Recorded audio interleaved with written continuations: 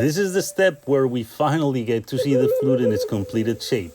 It's especially exciting when we have crazy grain and lines, since we now get to see how they all flow throughout the flute. This machine, though, is so much more powerful and intimidating in real life. It's referred to as the honey badger for good reason. Yeah, that's right, because it just don't care. Accidentally touch it in the gentlest of ways for a millisecond and it'll rip the skin right off your fingers.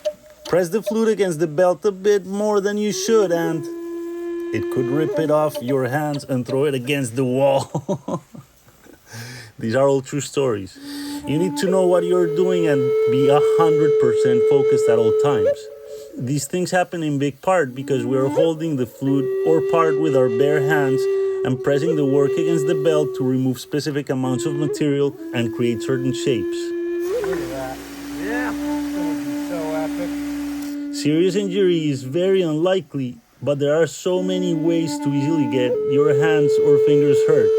I'm realizing watching this video that Brent positions his right hand diagonally to the belt instead of perpendicular. This gives him a bit more room to grab onto the flute and not get too close to the belt. Still though, I'm looking at his hands and the index finger just looks like it gets so close to the belt. And I know exactly what happens when the finger touches the belt. Oh, it's terrible. Being comfortable on the honey badger takes a lot of experience. It's why Brent makes every task on it look so easy. For example, when learning to shape the mouthpiece, it's easy to mess up and make it too pointy, which looks weird and feels even weirder. Or maybe it doesn't have the right look, flow, and elegance with bumps all over the place, or it's not symmetrical. It can easily happen that you're so focused on the one area you're pressing against the belt that you don't realize that a completely different part of the flute could be lightly touching the belt as well and getting material removed. Another easy mistake is not realizing that the pressure you're applying is not even at all, so you mess up the symmetry of the area you're working on. It's why it's so important to constantly be checking the work. So now that we have the flute completely shaped, we can now focus on putting in the malachite inlay. A lot of what we use is an engineered material made to resemble all types of beautiful stones, with turquoise being perhaps the most popular one.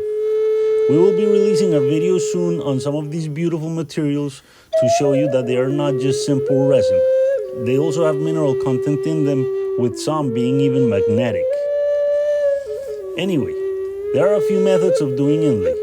In this case, we will be milling down some flat spots of the cedar on both ends of the flute where the malachite will go. This method of doing inlays is a pain in the butt if you ask me, but it does save us a substantial amount of material which we will need for several coming flutes. The easiest way would be to prep a block of the desired thickness and glue it to the flute before it's turned and bored, and that way you can just treat it as part of the flute from the beginning to the end. This method uses up a lot of material though, which honestly is very expensive.